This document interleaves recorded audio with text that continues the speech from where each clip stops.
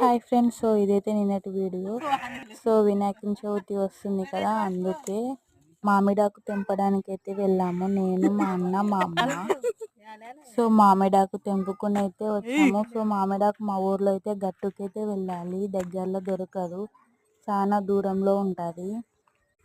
So గట్టుకి వెళ్ళేసి మామిడాకు అయితే తెంపుకొని వచ్చాము. మళ్ళీ ఇక్కడ మా ల్యాండ్లో అయితే ఇట్లా చిన్నగా పూలు కూరగాయలు అలా అయితే వేసుకున్నాము. అందులో పోయి పూలు అయితే తెంపుకోవాలి రేపటికి వినాయకునికి.